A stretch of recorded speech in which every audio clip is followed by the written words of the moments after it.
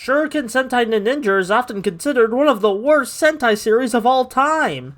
I just found it to be aggressively mid, though. This is the third Sentai series to be themed around ninjas after Kakuranger and Hurricaneger, and while those two series had their comedic and fun elements, their heroes still honored classic ninja tropes, like shadowy stealth and speed. However, the ninjas are much different, since they proclaim they are ninjas who won't hide, which made quite a few people kinda mad. How could there be a ninja team if they don't act like ninjas? First off, these people missed the joke, and second, I'd argue there's even a thematic message to that catchphrase, how these un-ninja-like loud and brash heroes can still succeed at the end of the day. Yeah, there's rules and guidelines to these things, but sticking too close to them leads to stagnation, which I kind of find ironic since stagnation is a major problem with this show. Ninninger is not as funny as it could have been despite the occasional good laughs, and its cast of characters never really grow beyond their assigned archetype in the first episode. Yakumo is always the aloof magic ninja, Fuka is a bit of a klutz, and I can barely tell you anything about Kasumi or Nagi outside of their jobs. And that sucks, because this cast is likable and have good bases to expand on, they just never get the chance to, or are stuck repeating lessons and plots they've already gone through. And all of this brings us to our Red Ranger Takaharu, who I don't hate, but is quite the flawed character, mostly due to his weaker than normal performance for a Sentai actor in this show. I don't know if it's a miscast or if a direction issue, but the actor rarely sells his catchphrases, which makes it super awkward to watch when they keep pushing the catchphrases onto you. I don't mind catchphrases, they are integral to Henshin Hero Tokusatsu as a whole in my opinion, but your actor needs to sell them with conviction in order for them to work, and they're not sold well here. It doesn't help though, with all the screen time Takaharu gets, he just doesn't do much outside of cool fighting. And yes, the show is visually exciting, but it's kinda hollow when you look deeper into the characters or story for me. The producers of Ninninger claim they wanted to do anything for the visual aesthetic of the show to explain the hodgepodge of powers and mess of mecha themes the show presents, as they compared their creative philosophy to an over-the-top action Hollywood blockbuster, and in some respects, they got their wish for a Hollywood ninja season with the way Ninninger turned out, but sadly got the short end of the stick, as to me, this is the most shallow, focus-tested, Hollywood-like Sentai season they have put out. It's not offensive, but it's just kind of the bare minimum you expect from this kind of show. Despite some fun action scenes, solid comedic gags, and the excellent Six Ranger, who basically carries the entire show's entertainment value on his back with his fun cowboy gimmick and charisma, Ninninger ultimately suffers from the constant repetition of its one-off plots and the frustrating inability to give its fun cast any kind of meaningful growth. When I was watching it, I thought it was okay, but it's kind of aggravating to engage with Ninninger on a deeper level than a visual spectacle, especially coming off the thematically rich Tokyuger. On its own, it's an aggressively alright superhero show, but in the greater pantheon of Super Sentai, I can see why people consider it one of the worst ones, even if I just thought it was mid.